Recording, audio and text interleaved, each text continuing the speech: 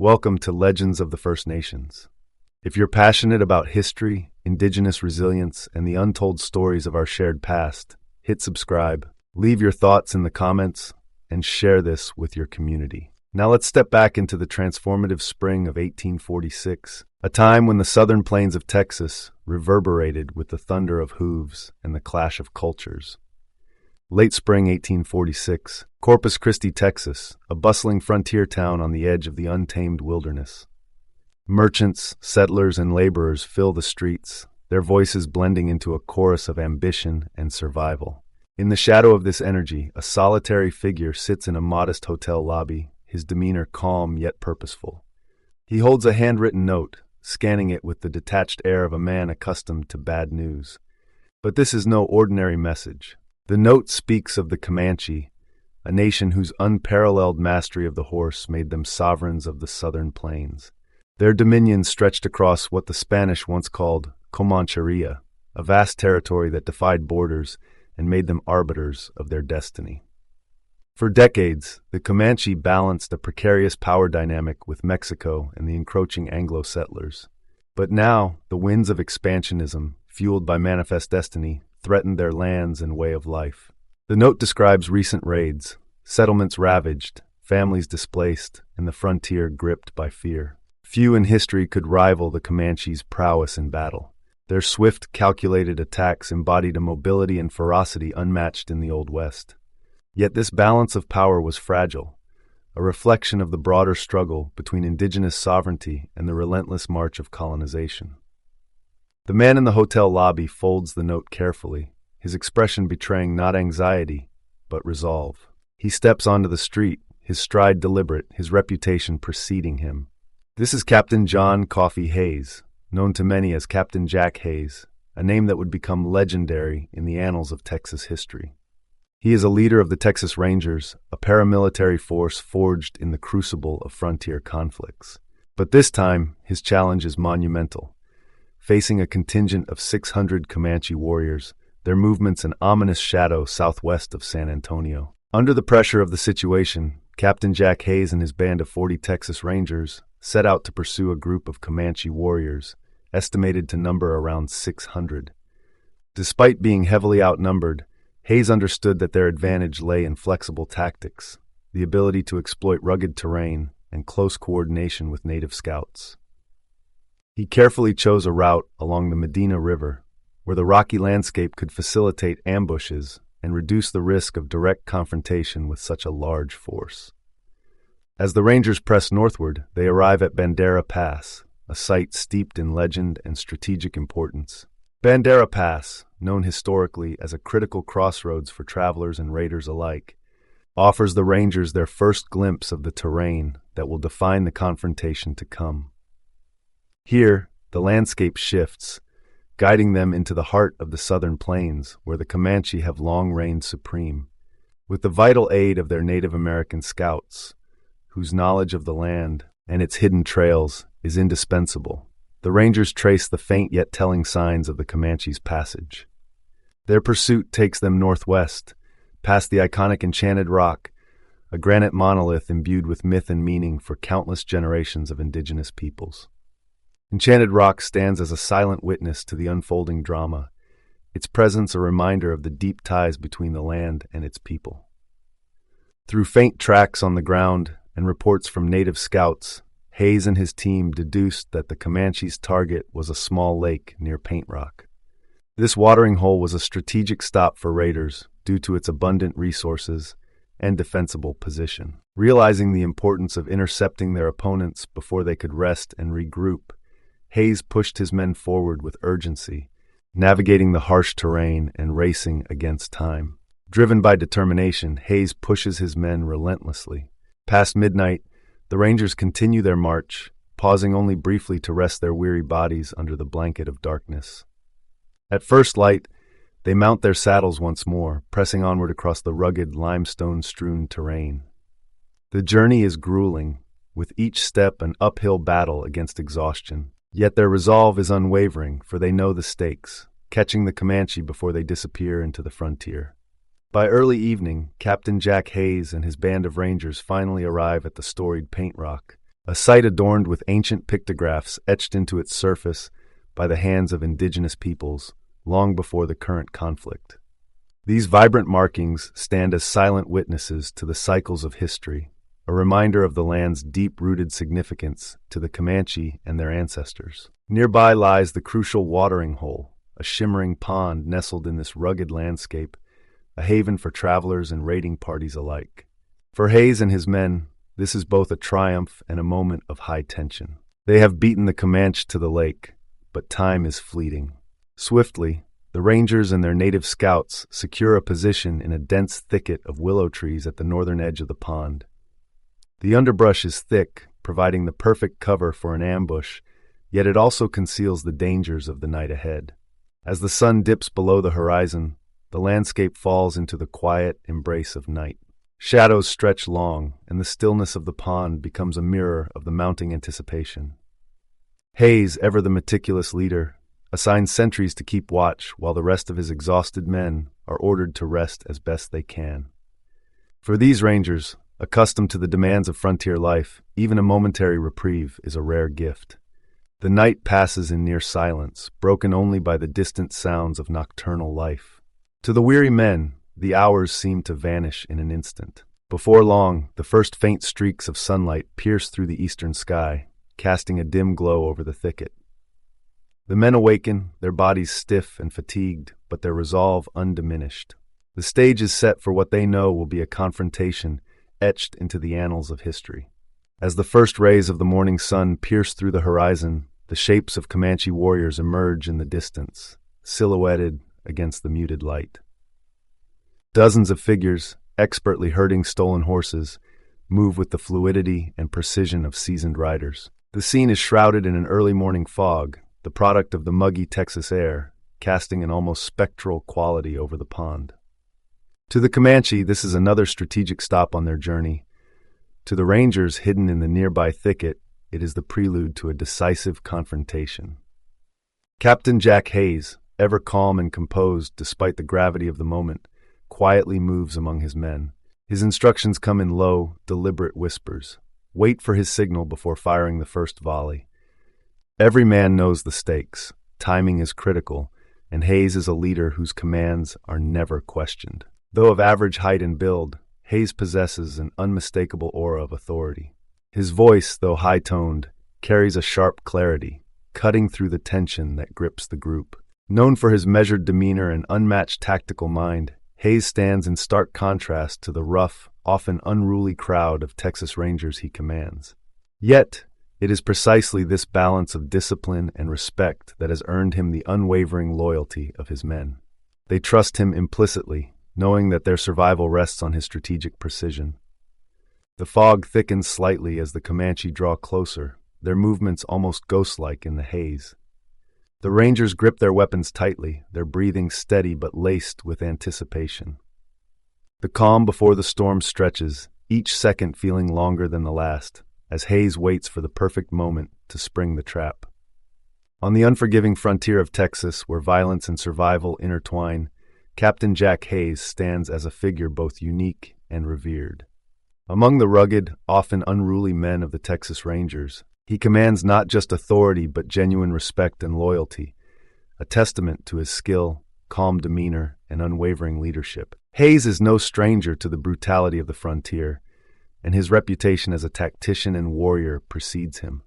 The Comanche, too, are well aware of the man they now face. To them, Jack Hayes represents a formidable challenge, a leader who has repeatedly disrupted their raids with calculated precision. Among the Comanche, the scalp of a Texas Ranger is a coveted prize, a symbol of triumph in the relentless struggle for dominance on the southern plains. Yet even in this dangerous game, the scalp of Jack Hayes himself is the most sought-after trophy, a testament to his status as a legend in what the Spanish once called Comancheria, the vast and contested land of the Comanche people. Despite his renown, Hayes understands the gravity of the moment. As he crouches in the thicket alongside his men, Rangers and native scouts alike, he knows that their survival hinges on two critical factors: maintaining the element of surprise and executing a swift, decisive offensive. This is no time for overconfidence. even the slightest misstep could spell disaster. The Comanche are not just fierce warriors, but master tacticians, their knowledge of the land and combat unmatched. For the Rangers, this is a perilous standoff, one in which every decision, every movement, will determine whether they live to see another sunrise or fall to the unforgiving hands of their adversaries. For what feels like an eternity, the Comanche warriors approach the watering hole, their formation loose and spread out, a deliberate tactic that minimizes vulnerability to ambush. Mounted on their swift and battle-hardened horses, they move with practiced ease, their presence a manifestation of centuries of skill honed on the southern plains. The silence of the moment is palpable, broken only by the distant thud of hooves on soft earth and the occasional rustle of the underbrush. Suddenly, the tension snaps. The morning air, still thick with fog, is pierced by the unmistakable, high-pitched Tennessean voice of Jack Hays commanding fire. In unison, the Rangers and Scouts unleash their initial volley. The sharp cracks of single-shot rifles echo across the pond, startling birds into flight and shattering the quiet.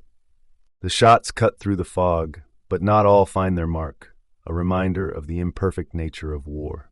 The first moments of chaos see several Comanche warriors thrown violently from their saddles, their lifeless bodies hitting the ground. The remaining warriors, caught off guard, respond with instinctive precision, retreating to the safety of rifle range before regrouping. The fog that had concealed their advance now works against them, obscuring the battlefield and making it impossible to retrieve their fallen comrades. As the sun climbs higher, its light begins to dissolve the mist, revealing the scene more clearly. From their vantage point, the Comanche take stock of their opponents. By examining the tracks and positions left by the Rangers, they quickly realize a critical detail. Their foes are far fewer in number than they had initially assumed. The Comanche's numerical superiority, coupled with their tactical ingenuity, becomes a clear advantage, one they are sure to exploit as the confrontation continues. The Comanche, assessing the situation, recognize their numerical advantage and make a bold decision to launch a direct assault on the willow thicket. As the sun rises fully above the horizon, its golden light bathing the battlefield, the Rangers and their native scouts watch with growing tension. At the forefront of the Comanche ranks, their chief dons an ornate headdress, its feathers and decorations a testament to his status and prowess. With a commanding presence, he rallies his warriors, exhorting them to fight with bravery and unyielding ferocity. Still beyond rifle range, the Comanche organize into a long single line, their formation deliberate and imposing. The air feels heavy as Captain Jack Hays, ever calm and methodical, issues quiet but firm instructions to his men. "Pick one warrior, take careful aim, and shoot them down," he orders. For the Rangers, armed with single-shot rifles and the newly introduced revolver pistols, every shot must count. Hayes' reminder is as much a call to discipline as it is a stark truth. Failure to make each bullet matter will mean being overrun by the fierce warriors bearing down upon them. For a brief, almost surreal moment, the scene before the Rangers holds them in awe. The Comanche, with their bold charge and dazzling array of weapons, appear as if they have stepped from the pages of history. Their short, stout bows, reminiscent of those used by Genghis Khan's Mongol warriors, have been adapted for swift and precise use on horseback. With these bows, the Comanche have rewritten the rules of mounted combat on the southern plains, turning their mobility into a lethal advantage. The Comanche utilize shields crafted from thick buffalo hide, specially treated to withstand blows from arrows, and in some cases, even deflect bullets fired from a distance. While these shields were not impervious to close-range rifle fire, they were designed to minimize the risk of fatal injuries. Additionally, their 14-foot lances, initially forged for buffalo hunting, became deadly tools in mounted combat, symbolizing the ingenuity and adaptability of the Comanche warriors. As the Rangers and Scouts prepare to face this ancient and formidable spectacle, the weight of history seems to press upon them. For nearly 2 centuries, the Comanche have dominated these lands, their tactics striking fear across the frontier. Now, the Rangers find themselves not only in a fight for survival, but in a confrontation with the living embodiment of a legacy forged in conflict and resilience. At this critical moment in history, Hayes and his men are equipped not with the revolutionary Walker Colt pistols, which will soon become legendary for their firepower, but with their predecessor, the Patterson Colt revolver. Chambered in .44 caliber, this weapon represents a step forward in firearm technology, yet it is far from perfect. Its rotating cylinder holds 5 shots, but reloading is a laborious process requiring the cylinder to be detached. To compensate, the Rangers carry preloaded spare cylinders, their survival hinging on the speed with which they can reload under the relentless pressure of battle. As the Comanche warriors surge forward, the Rangers momentarily find themselves transfixed by the sight before them.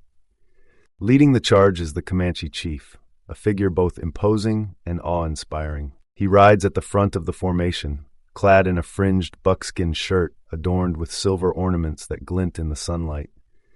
A buffalo headdress, crowned with a tuft of buffalo hair, obscures part of his face, adding to his mystique. In his hands he wields a large shield and a spear, symbols of his role as a leader and seasoned combatant. His very presence exudes the confidence of a warrior intimately acquainted with the chaos and brutality of battle. For a fleeting moment, some of the Rangers hesitate, struck by the chief's commanding presence and the undeniable beauty of the scene unfolding before them. One man even mutters, "Too pretty to shoot." But the spell is quickly broken as the Comanche warriors unleash their headlong charge. The still air is shattered by the thunder of hooves and the piercing sound of war whoops, a visceral reminder of the deadly force barreling toward the thicket. The Comanche formation begins to take its classic shape, a cyclone of warriors. This strategy, perfected over centuries, involves warriors riding in a circular motion around their target. As they near the Rangers' position, each rider looses an arrow with pinpoint accuracy before moving to the rear of the formation to reload, only to return moments later for another shot. The motion is hypnotic, almost mechanical, a testament to the warriors' discipline and mastery of mounted combat. The Rangers hold their fire, waiting for the Comanche to come within effective range. The tension is palpable as they watch the cyclone advance, the rumble of galloping horses growing louder with each passing second. Every man grips his weapon tightly, knowing that the moment they open fire will mark the beginning of a battle that could decide their fate. The Comanche charge presses onward with unrelenting force, the air thick with the hiss of hundreds of arrows raining down upon the thicket. The projectiles, shot with deadly precision, slice through the dense underbrush, striking trees and narrowly missing the hidden Rangers. The cacophony of the charge, a mixture of war cries, hoofbeats, and the twang of bowstrings, is suddenly overtaken by a deafening barrage of gunfire. Smoke billows from the thicket as the Rangers unleash their second volley, the sound tearing through the chaos like thunder. The impact is immediate and devastating. Dozens of Comanche warriors fall from their saddles, their lifeless bodies crumpling to the ground. Riderless horses, panicked by the gunfire, gallop wildly across the battlefield, some charging directly toward the Ranger line, others instinctively returning to the safety of their comrades in the cyclonic formation. The sudden loss of warriors momentarily disrupts the momentum of the charge, but the Comanche remain undeterred. Adapting swiftly, the Comanche shift their strategy. Rather than continuing the head-on assault, they veer southward, aiming to flank the Rangers and bypass their fortified position. This calculated maneuver forces the Rangers to divide their attention. Meanwhile, the wounded Comanche on the battlefield, some barely clinging to life, crawl with agonizing effort toward the cliffs of painted rock, seeking shelter and solace in its rugged outcrops. Their movements, slow and desperate, stand in stark contrast to the relentless energy of their mounted comrades. Recognizing that the Comanche might regroup at the elevated cliffs of painted rock, Captain Hayes quickly repositioned his forces. The Rangers were divided into small units, each tasked with guarding a specific sector and ready to fire if necessary. Meanwhile, Hayes leveraged the dense thicket surrounding the lake to reinforce their defensive position. Native scouts were dispatched to closely monitor the Comanche's movements, ensuring the Rangers could anticipate and respond to any sudden attacks. Hayes, ever calm under pressure, calls out to his men, "Make every shot count." His words cut through the tension like steel, a sobering reminder that precision and discipline are their only chance for survival. The Rangers and scouts hold their fire, their eyes fixed on the advancing warriors. The rumble of galloping horses grows louder, the ground trembling beneath the force of the charge. Haze gives the signal, and the air erupts in a deafening volley of gunfire. The charge crashes against the Rangers' defense, but the thicket holds firm. Comanche warriors fall in the chaos, their mounts riderless and frantic. Yet the assault is far from over. The remaining Comanche regroup, retreating to the northern edge of the lake, where their leaders convene to discuss their next move. The Rangers, though momentarily victorious, know they have merely bought themselves time. The Comanche, demonstrating their tactical brilliance, decide on a lance charge, a maneuver designed to bring them into deadly close quarters with the Texans and scouts. The plan is as daring as it is dangerous. By closing ranks, the Comanche will rely on their physical prowess and the formidable reach of their 14-foot lances to break through the thicket's defenses and decisively end the battle. For the Rangers, the stakes have never been higher. As the afternoon wears on, the Comanche warriors launch another charge, their numbers and determination undiminished despite mounting losses. Hundreds of riders surge forward, their war cries reverberating across the battlefield as they press relentlessly against the entrenched Rangers. The air is filled with a roar of hoofbeats and the piercing sound of arrows slicing through the air. Yet again, the precise firepower of the Rangers forces the Comanche to pull back, their advance stymied by the disciplined volleys from the thicket. But the battle is far from over. Time and again, the Comanche regroup and attack, their fury intensifying with each failed assault. The pattern repeats, gruesome and exhausting, as the thicket becomes a defensive stronghold drenched in the chaos of conflict.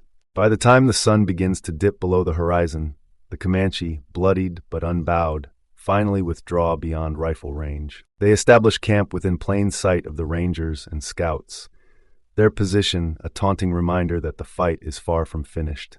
Within the thicket, Captain Jack Hays remains vigilant. Knowing the battle could resume at any moment, he positions sentries throughout the night to watch for any movement from the enemy camp.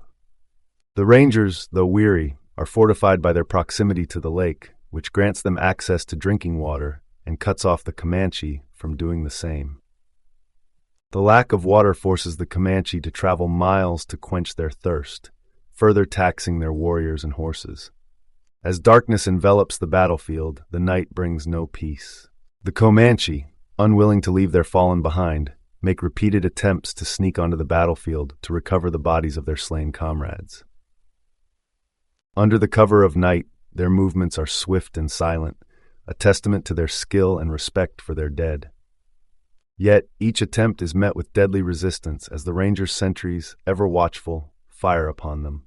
The intermittent crack of gunfire breaks the stillness of the night, a grim reminder that the battle's toll extends far beyond the daylight hours. For both sides, sleep is a fleeting luxury. The Rangers rest fitfully, knowing another attack could come at dawn. The Comanche, camped within view of their enemy, endure the dual burdens of exhaustion and grief. As the moon casts its pale light over the battlefield, the stage is set for another day of bloodshed and determination. As the second day dawns, the sun casts its relentless heat over a battlefield already scarred by the previous day's violence. The Comanche warriors, their resolve undiminished, launch yet another wave of attacks against the entrenched Rangers and scouts. Their ferocity is palpable, a testament to their unyielding determination to dislodge the Texans from their defensive position. The morning air is once again filled with the thunder of hooves and the sharp cries of warriors, signaling the beginning of another grueling day. Wave after wave, the Comanche charge the thicket, their movements precise and calculated. The Rangers, though seasoned and disciplined, feel the strain of the relentless onslaught. As the hours drag on, the Comanche alter their tactics, dividing their forces into 4 groups, each poised to attack the thicket from a different direction. This strategy, designed to disorient and overwhelm, forces the defenders to divide their focus and resources, heightening the tension within their ranks. Time and again, the Comanche come perilously close to breaking through the thicket's defenses. Warriors wielding 14-foot lances, weapons designed for both hunting and close combat, charge with deadly precision, aiming to impale their adversaries. The Rangers, hemmed in and surrounded, fight with the grim knowledge that a single breach could spell disaster. The air is thick with dust, sweat, and the acrid smell of gunpowder as the battle rages on. Throughout the day, the Comanche attacks persist, each charge as fierce as the last. The thicket, though battered and scorched, remains a tenuous stronghold for the Texans. It is only as the sun begins to dip below the horizon that the Comanche finally pull back, retreating beyond rifle range to regroup. They establish camp once more, their fires dotting the landscape as a visible reminder of the next day's inevitable conflict. For the Rangers, the respite is bittersweet. Though they have repelled another day of assaults, the strain of constant vigilance and dwindling resources weighs heavily on their minds. The Comanche, far from defeated, have proven their tactical ingenuity and tenacity. As the day closes, the battlefield lies in a tense and uneasy quiet, the promise of another violent dawn lingering in the air. As the second day draws to a close, Captain Jack Hays issues a solemn yet vital order. His men must rest. Though sleep is an elusive comfort on the battlefield, Hays understands that their survival depends on both physical resilience and mental clarity. Beneath the canopy of the night sky, the Rangers and Scouts settle in for yet another restless night, their senses heightened by the ever-present threat of the enemy encamped nearby. Before the first light of dawn, the quiet is shattered. The Comanche warriors, under the dim glow of early morning, unleash yet another charge. The battle enters its third day, and the exhaustion etched into the faces of Hays and his men is matched only by their growing concern. Each volley of gunfire drains their already limited supply of ammunition, and whispers of Comanche runners sent for reinforcements add an ominous weight to the morning's grim reality. The Rangers are acutely aware of the precariousness of their position, outnumbered, encircled, and with no certainty of outside help. As the hours stretch on, the Comanche focus their attacks on the north side of the thicket, launching wave after wave of relentless assaults. The Rangers, entrenched but steadfast, hold their line with remarkable precision and discipline. Each charge is met with a hail of gunfire, and with every volley, the Comanche lose more warriors and horses. Yet the Rangers fight knowing that even a single misstep could unravel their fragile defense. The battlefield transforms into a grim tableau of carnage. Fallen warriors, both Comanche and Texian, lie scattered across the blood-soaked terrain. Horses, once symbols of power and speed, now lie motionless, their lifeless forms adding to the macabre scene. The air is heavy with the stench of death, a reminder of the battle's unrelenting toll on both sides. Despite their growing losses, the Comanche refuse to retreat completely, their determination as unyielding as the defenders' resolve. For Hays and his men, the third day is a harrowing test of endurance, strategy, and sheer willpower. As the sun climbs higher, its merciless heat bears down on the living and the dead alike, a silent witness to the brutal cost of this prolonged conflict. As the sun climbs higher, illuminating the blood-soaked battlefield, the Comanche war chief emerges with a sense of resolute finality. Standing before his warriors, his commanding presence exudes both authority and determination. Though the Rangers and Scouts hidden in the thicket cannot hear his words, the tone is unmistakable, a stern exhortation, a rallying cry for one last fateful charge. The scene speaks volumes. The Comanche are prepared to sacrifice everything for this final assault, their unwavering resolve echoing across the plains. Moments later, the final charge begins. The Comanche warriors, their ranks formed with precision, thunder toward the thicket at full speed. The ground trembles under the force of their galloping horses, and their war cries, fierce and piercing, reverberate across the battlefield. It is a moment of raw power and defiance, a spectacle both awe-inspiring and terrifying. The Rangers and Scouts, as instructed by Captain Jack Hays, hold their fire, waiting for the perfect moment to strike. Amid the cacophony, Hays steps forward, positioning himself at the forefront of the thicket. His gaze is fixed on the war chief leading the charge, a figure of formidable stature, his shield gleaming in the sunlight, his every movement commanding attention. Hays, ever calm and deliberate, raises his rifle and takes aim. The distance between them closes rapidly as arrows begin to rain into the thicket, adding to the chaos and urgency. In a fleeting moment, the war chief turns, raising his arm to issue a command to his warriors. The motion leaves his torso briefly exposed, a small but critical opening that Hays has been waiting for. Without hesitation, the ranger captain pulls the trigger. The retort of the rifle cuts through the din of the battle, and the war chief collapses to the ground, mortally wounded. The charge falters as the Comanche warriors, loyal to their leader, attempt to retrieve his body. Their efforts, however, are met with a volley of gunfire from the entrenched rangers. The once cohesive charge begins to disintegrate as the Comanche lose their rallying point. The death of their leader marks a turning point in the battle, the shouts of war cries now mingling with the anguished cries of loss. For the Rangers, it is a hard-won moment of reprieve, yet the weight of the battle's cost lingers heavily over all who remain. As the battle subsides, the remaining Comanche warriors linger at the edges of the battlefield, their movements hesitant and grief-stricken. Driven by loyalty and respect, they make repeated attempts to retrieve the body of their fallen war chief. These efforts, though courageous, are met with devastating resistance as the entrenched rangers unleash suppressive fire. The sight of the fallen leader, a symbol of their unity and strength, weighs heavily on the warriors, amplifying the tragedy of their loss. Under the cover of darkness, a daring ranger ventured onto the battlefield and retrieved the fallen Comanche chieftain's body, dragging it back to the thicket. This action was not merely an act of provocation, but a calculated move to prevent the Comanche from reclaiming the body and rallying their spirits. Furthermore, the retrieval allowed the Rangers to study the chief's equipment and symbols of authority.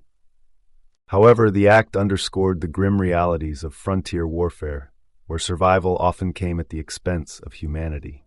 For the Comanche, the loss is profound. The death of their leader, combined with the inability to recover his body, leaves them disheartened and demoralized. The once unyielding resolve to expel the intruders from their territory begins to wane. Recognizing the futility of further sacrifice, the warriors withdraw, taking their remaining horses and comrades with them. Their retreat is not one of surrender, but a strategic acknowledgement that continued combat would only result in greater losses. As the Comanche disappear into the northwestern horizon, the battlefield falls eerily silent. For the Rangers, the victory is significant, yet it comes with a somber understanding of the conflict's brutal cost. For the Comanche, the battle is a bitter chapter in their ongoing resistance, a testament to their resilience and the unrelenting pressures of a rapidly changing frontier. For several tense hours following the Comanche's retreat, Captain Jack Hayes holds his men in their positions. The possibility of a tactical feint, a strategy the Comanche have employed with great effect in the past, looms large in his mind. Vigilance is paramount, and Hayes ensures his rangers and scouts remain ready should the enemy reappear. Only when the horizon remains clear and silence settles over the battlefield does Hayes give the order to stand down. What follows is the grisly aftermath of war. The Rangers and their scouts begin the somber task of collecting war trophies, loot, weapons, and scalps, symbols of a victory hard won but deeply marked by loss and brutality. The battlefield, now eerily quiet, tells the story of the day's violence in stark detail. Among the Rangers there are remarkably few casualties. One man nurses an arrow wound to his forearm, and a single horse lies slain, a testament to the fortifications and discipline of the defenders. In contrast, the toll on the Comanche is devastating. Over 100 of their warriors lie dead, and many suspect that others, slain or grievously wounded, were carried away by their comrades during the retreat. As the battle at Paint Rock concluded, its aftermath left an indelible mark on the land. For the Comanche, the defeat was not just a loss of warriors, but a blow to their morale and territorial dominance. The event signified a turning point in the broader conflict between native tribes and settlers, reflecting the brutal consequences of American territorial expansion. For Captain Jack Hayes, this marked the end of his campaigns against the Comanche, though his career as a leader was far from over. This encounter would remain a vivid testament to the relentless struggles of the frontier. As the sun sets on this bloody chapter of Texas history, the battlefield remains a stark reminder of the courage, ruthlessness, and unrelenting determination that have come to define this land's story. But the countless other tales of violence and vengeance, of resilience and humanity, will have to wait for another time. Thank you for exploring this gripping chapter of frontier history with us here at Legends of the First Nations. If you enjoyed this journey into the past, don't forget to like, share, and subscribe to our channel.